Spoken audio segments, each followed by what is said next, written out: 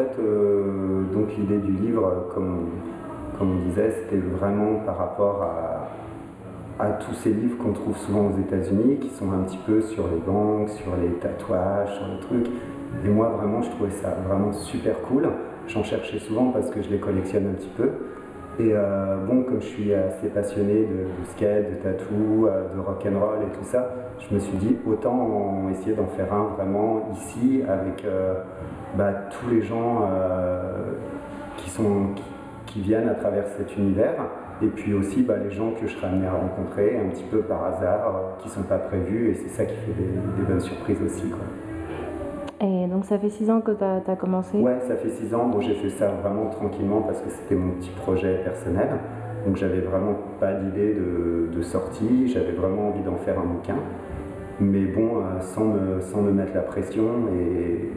Et là, l'année dernière, il y a Erol qui m'a contacté et qui m'a proposé d'éditer un livre.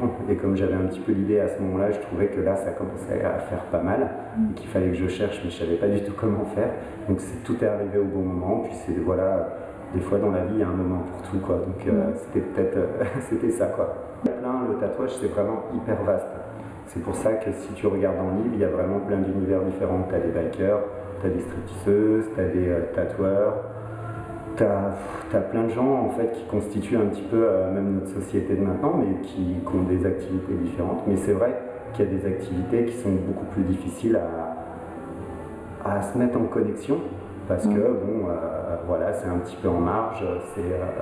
Mais c'est ce qui est hyper intéressant. Puis on rencontre aussi des gens dans ces univers qui sont pas évidents à approcher, des gens super cool et qui s'ouvrent difficilement, mais une fois qu'ils sont ouverts, c'est vraiment hyper généreux et c'est vraiment c'est fort, quoi. C'est vraiment pour la vie après, quoi.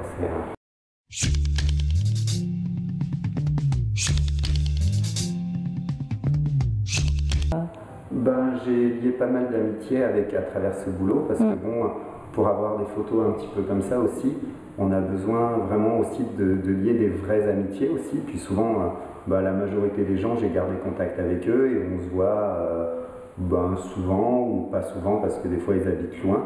Donc, mais bon, j'essaye de garder un bon feeling, quoi. Puis généralement le truc est bien passé. Bon, c'est vrai qu'avec Tintin, c'était une chouette rencontre qui s'est fait un peu par hasard au début parce que j'avais fait la campagne de pub pour Edwin. Et donc on s'est rencontrés à travers ça par rapport à un ami à lui avec qui on a shooté une première fois.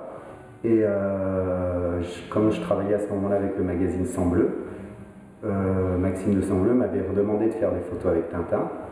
Donc on s'est un petit peu suivi progressivement. Et puis lui, il m'a ouvert les bras, il a fait le préface de mon livre, il est là, il a été super présent et c'est c'est quelqu'un que j'apprécie vraiment beaucoup, quoi, et qui donne, voilà, c'est une vraie personne, quoi.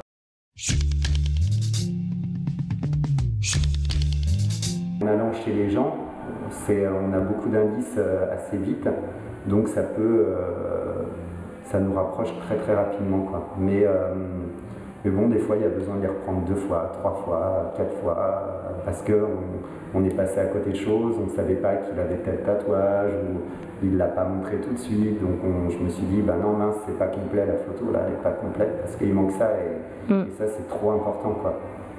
Et j'ai vu qu'il y a une photo où c'était un skateur qui était mis en scène dans une église. Ouais. Et c'est la photo qui m'a le plus marqué. Et comment ça s'est passé en fait? C'est lui qui a choisi l'endroit, c'est toi? En fait, ça c'est un ami en fait qui est un artiste qui s'appelle Artus et qui m'avait demandé de faire des photos. Et bon, on se connaissait depuis super longtemps. Donc moi je connaissais un peu tout son palmarès de tatouage et je connaissais son univers, un petit peu son trip du moment qui était assez religieux, église et tout ça. Et on avait fait donc 2 photos, une qui était à la Fontaine des Innocents parce que c'était son spot où il skatait tout le temps. Donc puis c'était où on y allait. Et je me suis dit tiens, ça serait cool de faire une église, on peut essayer. Mais bon, c'est pas évident, on n'a pas spécialement le droit, surtout se mettre torse nu dans une église, il y a des gens qui peuvent interpréter ça assez mal. Mais moi je me suis dit, bon, c'est une église, c'est un lieu où tout tout le monde est le bienvenu, alors pourquoi on n'arriverait pas sans t-shirt, alors que souvent, les moines, les choses comme ça, ils n'ont rien, parce qu'ils font vœu de pauvreté, donc voilà, je me suis dit ça doit peut-être rentrer dans le truc. Donc on s'est fait virer une première fois. Mais bon, comme je suis quelqu'un qui lâche pas l'affaire, on a été se manger un petit truc, on est revenu et puis on a fait la photo, puis voilà.